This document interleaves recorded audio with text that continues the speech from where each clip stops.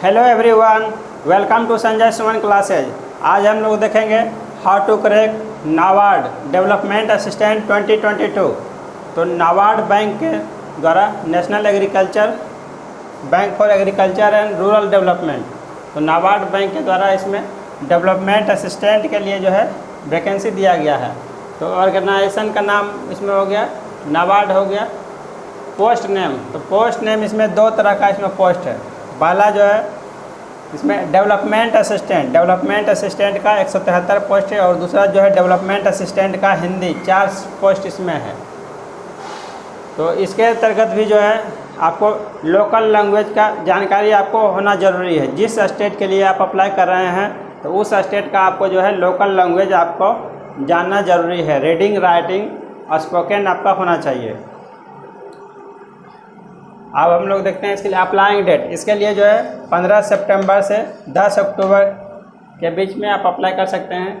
Age limit 21 से 35 साल के बीच में आपका एज होना चाहिए। एज ऑन 1 सितंबर 2022 को। Age relaxation for SC, ST and OBC candidate. SC और ST कैंडिडेट को 5 साल का एज में छूट उपलब्ध होता है और OBC कैंडिडेट को 3 साल। एजुकेशनल क्वालिफिकेशन इसके लिए बैचलर्स डिग्री एनी डिसिप्लिन, कोई भी विषय में आपको ग्रेजुएट या फिर बैचलर होना चाहिए। Bachelor degree with 50% marks, 50% marks के साथ आपको जो है कोई भी विषय में आपको स्नातक होना चाहिए।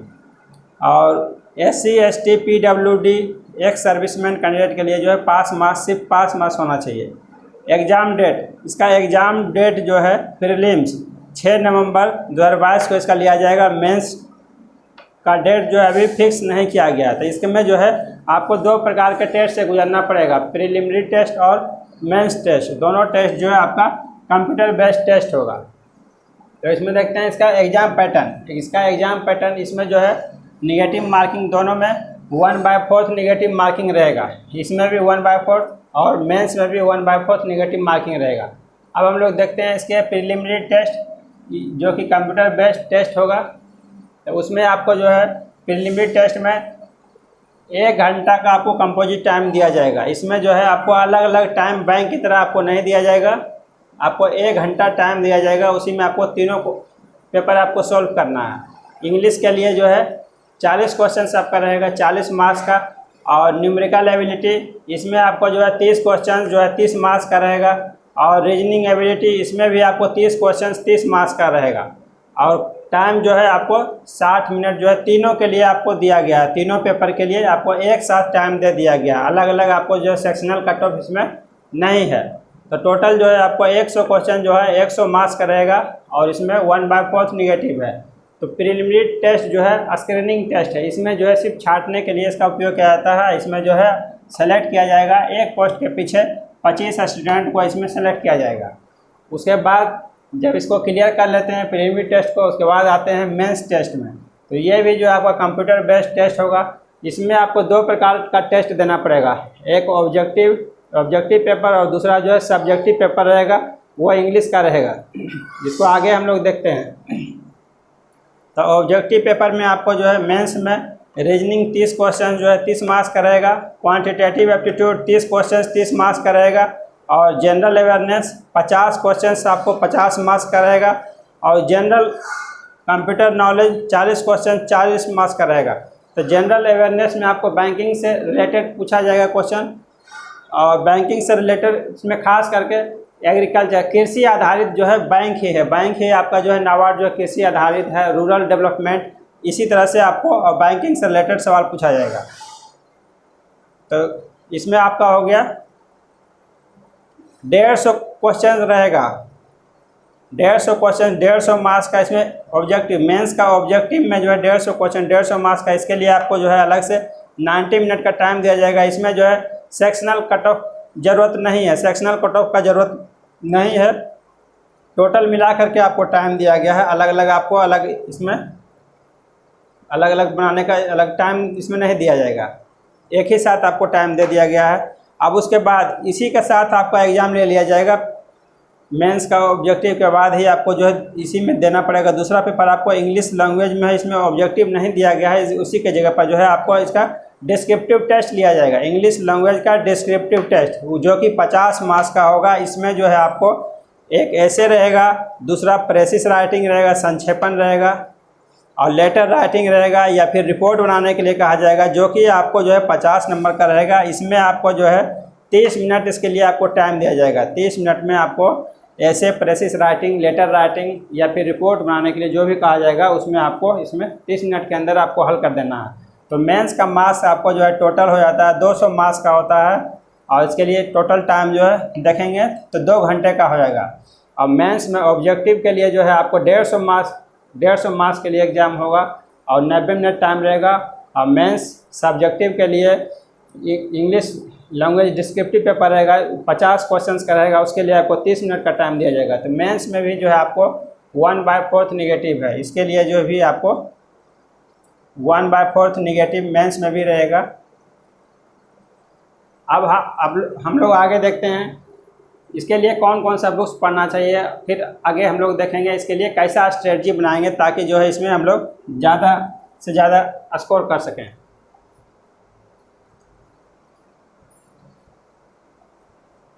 तो कोई भी एग्ज़ाम के लिए जो है स्ट्रेटजी उसका काफ़ी मायने रखता है। कैसा आप स्ट्रेटजी बनाते हैं उसी पर आपका सिलेक्शन होने का संभावना निर्भर करता है।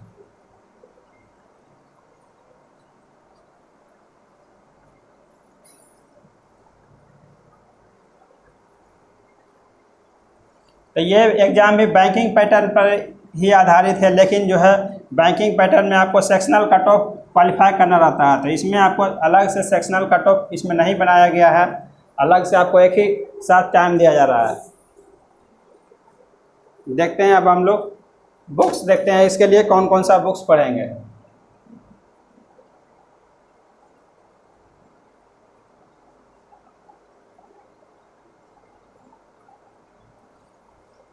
तो पहला हम लोग देखते हैं numerical ability.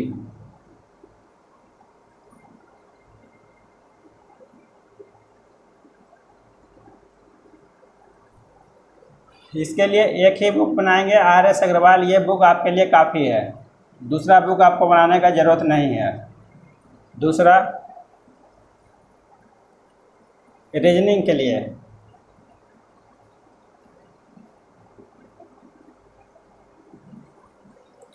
A modern approach to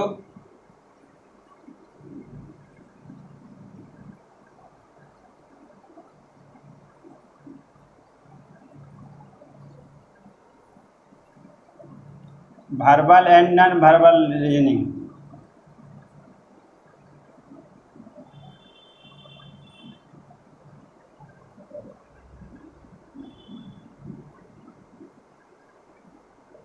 यह भी RS अग्रवाल का आता है।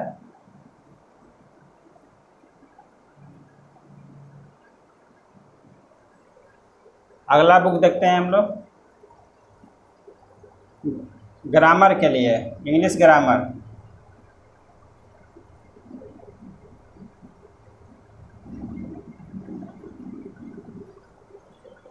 तो इंग्लिश ग्रामर में आपको any standard grammar book,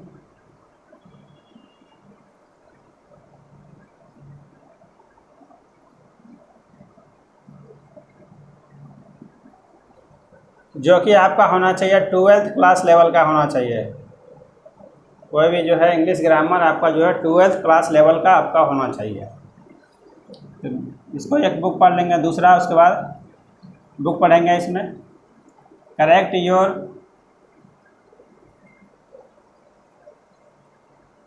common error in English.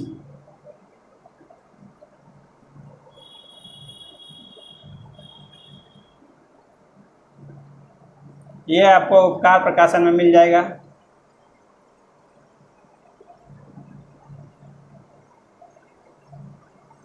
तो इंग्लिश ग्रामर में जो है आपको पहला नंबर तो एक बेसिक ग्रामर का बुक पढ़ेंगे जो कि 12th क्लास लेवल का आपका होना चाहिए। दूसरा इंग्लिश में जो है कॉमन एरर से रिलेटेड सवाल ज़्यादा पूछा जाता है, तो जो कि कॉमन एरर आपका हो सकता है, इसमें प्रीपोजिशन में हो सकता है, सब्जेक्ट वर्ब एग्रीमेंट में हो सकता है। इस तरह से जो है कॉमन एरर पर आपको प्रैक्टिस करना बेहद ज़रूरी है। तो दूसरा बुक्स में इसमें जो है दूसरा बुक से आपका सारा पोर्शन आपका कवर हो जाएगा। इस पर आप प्रैक्टिस कर सकते हैं।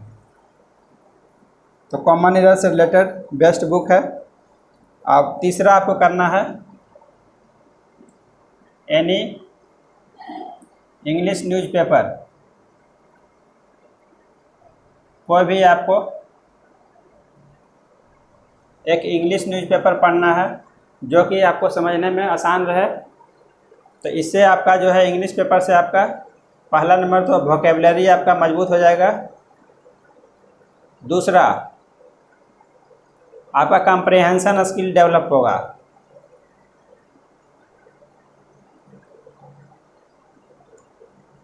तीसरा आपका करंट अफेयर्स अपडेट होगा।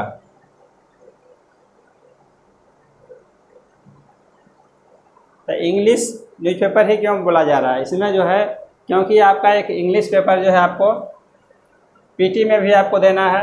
40 नंबर का आपको जो है 40 मार्क्स का आपको पीटी में भी एग्ज़ाम में रहेगा, और आपको मेंस में भी आपको जो है वो देना है।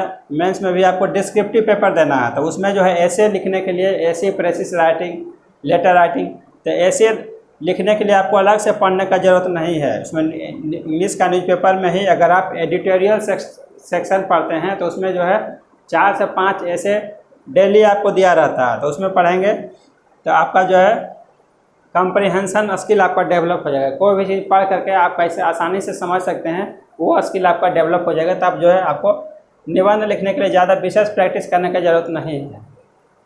तो इसमें वोकेबलरी आपका इम्प्रूव होगा, जो कि आपको पीटी में आपको जो है काफ़ी फ़ायदा होगा इसमें वोकेबलरी से। दूसरा जो है करंट अफेयर्स भी आपका अपडेट होते रहेगा। तो अब इतना काफ़ी है इंग्लिश के लिए जो है। चौथा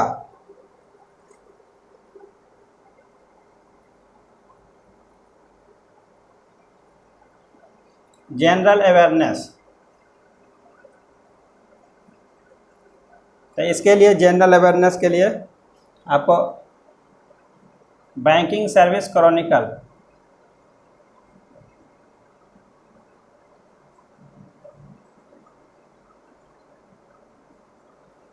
ये हिंदी या इंग्लिश दोनों में उपलब्ध है। हिंदी या इंग्लिश जो भी विषय में लैंग्वेज में आप पढ़ना चाहते हो। एग्ज़ाम से पहले का आपको 6 मंथ का आपको पढ़ना है। इसका मैगजीन 6 महीना का आपको मैगजीन पढ़ना है। और दूसरा सामान्य ज्ञान दर्पण,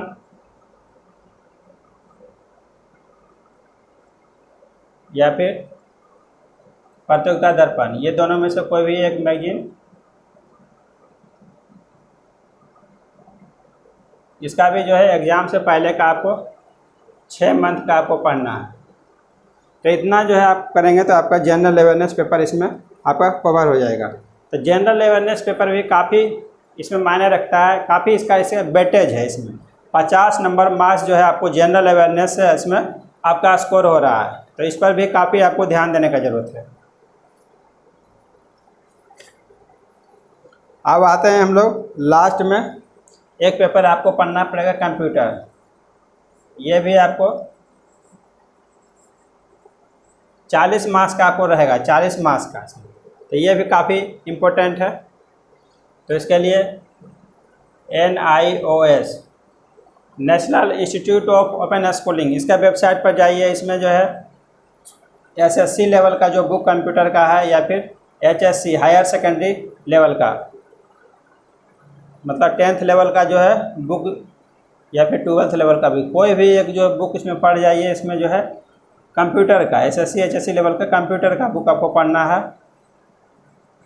national institute of open schooling, इसके वेबसाइट पर जाकर आपको जो है फ्री ऑफ कॉस्ट आपको मिल जाएगा। तो इसमें आप डाउनलोड करके पढ़ सकते हैं इसको। अब हम लोग देखते हैं स्ट्रेटजी, हम लोग किस तरह से अपना स्ट्रेटजी बनाएंगे ताकि जो है इसमें ज़्यादा से ज़्यादा स्कोर कर सकें।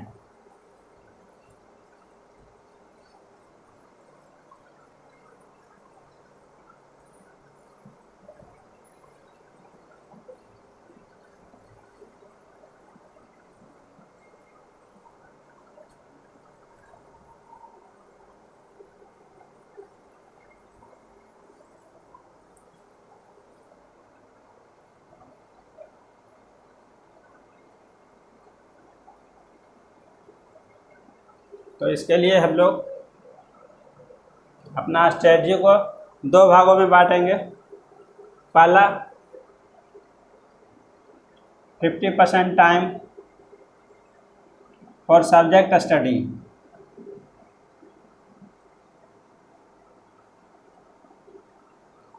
और बाकी 50% टाइम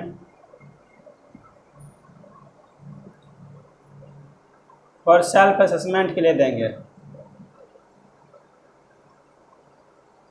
आत्ममूल्यांकन। तो सब्जेक्ट स्टडी के लिए हम लोग अपना स्ट्रेटजी किस तरह से बनाएंगे, जो कि इसमें बोला जा रहा है कि 50% टाइम जो है आपको सब्जेक्ट स्टडी में देना है और 50% टाइम आपको सेल्फ असेसमेंट में देना है। तो पहला इसके लिए select 1 book for each subject. प्रत्येक विषय के लिए आप एक बुक सेलेक्ट करना है, पहला काम ये करना है। दूसरा, रीड 2 to 3 टाइम्स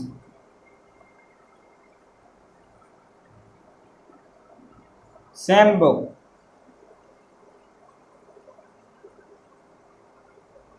तो पहला काम आपको करना है select 1 book for each subject, प्रत्येक विषय के लिए आपको एक सिंगल बुक आपको सेलेक्ट करना है। दूसरा, read 2 to 3 times same book, उसी एक ही बुक को आपको कम से कम 2 से 3 बार आपको पढ़ना है। कम से कम 2 बार तो आपको अवश्य पढ़ना चाहिए।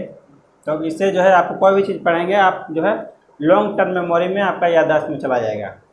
तो ये पार्ट अगर आपका क्लियर हो जाता है 50% टाइम पर सब्जेक्ट, ये सब्जेक्ट स्टडी वाला पार्ट हो जाता है, तब हम लोग आएंगे सेल्फ असेसमेंट पर। हम लोग अपना सेल्फ असेसमेंट कैसे करेंगे, आत्ममूल्यांकन कैसे करेंगे, कितना पार्ट आपका जो है सब्जेक्ट स्टडी पार्ट कंप्लीट हुआ है और कितना बचा हुआ, उसको हम लोग कैसे जांचेंगे। तो उसके लिए हम लोग सेल्फ असेसमेंट मॉक टेस्ट देंगे। तो इसमें जो है प्रीवियस ईयर का क्वेश्चन बैंक लीजिए, प्रीवियस ईयर का क्वेश्चन बैंक, या फिर प्रैक्टिस सेट, या फिर मॉडल सेट, कुछ भी एक लीजिए। दूसरा,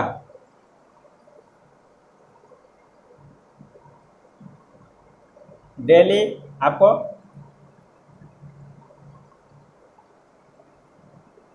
one mock test for prelims,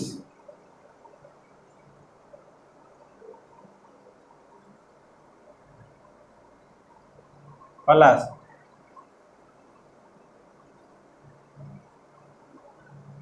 another mock test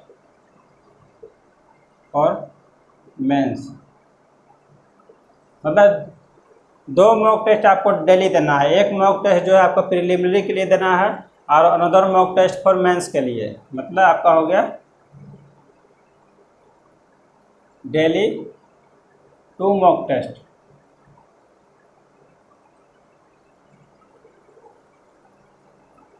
ये आपका हो गया डेली आपका 2 मॉक टेस्ट होना चाहिए। पहला एक प्रीलिमिनरी टेस्ट के लिए, दूसरा मेंस के लिए। तो टोटल जो है आपका 100 मॉक टेस्ट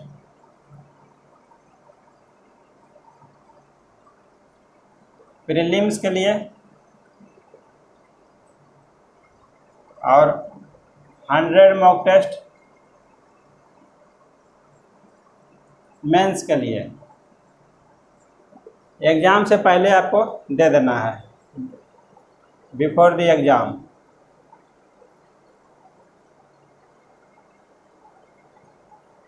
तो ये आपका 100 + 100 200 मॉक टेस्ट हो गया। पीटी के लिए 100 टेस्ट और मेंस के लिए 100 मॉक टेस्ट।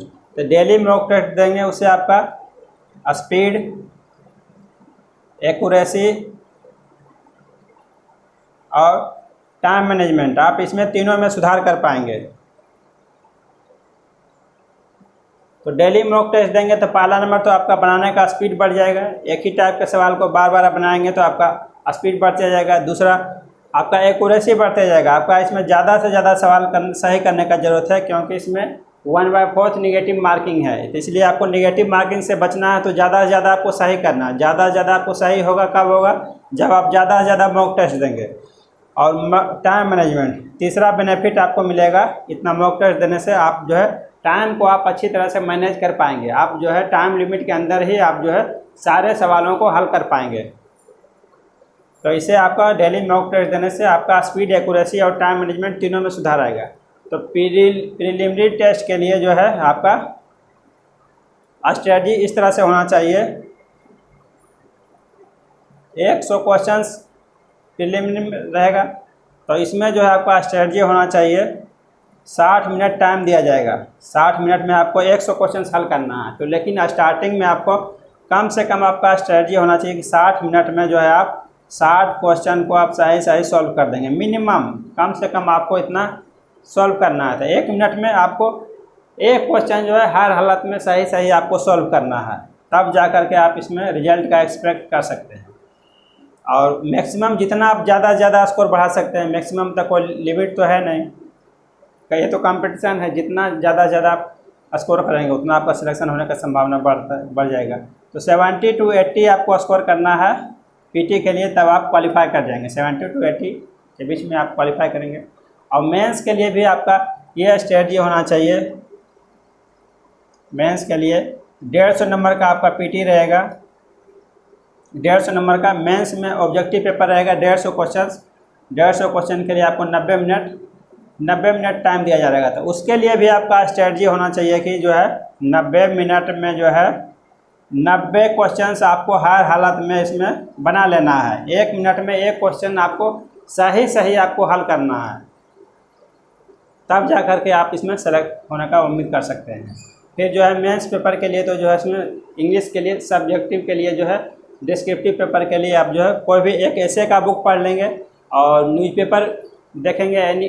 कोई भी इंग्लिश का न्यूज़पेपर, तो उसमें बहुत तरह का आपको डेली का करंट का ऐसे आपको उसमें दिया हुआ रहता है। 4 से 5 जो है निबंध जो है उसमें ऐसे एडिटोरियल सेक्शन में डेली दिया रहता है। तो उससे आपका जो है काफ़ी उसमें सुधार होगा। ऐसे आप आसानी से लिख सकते हैं। सिर्फ आप पेपर पढ़ेंगे उतना काफ़ी है। और बाकी अगर विशेष तैयारी करना होगा तो कोई एक ऐसे या फिर लेटर राइटिंग का बुक देख लेंगे। तो इस तरह से तैयारी करेंगे तो आपका इसमें सिलेक्शन हो जाएगा। Thank you for watching.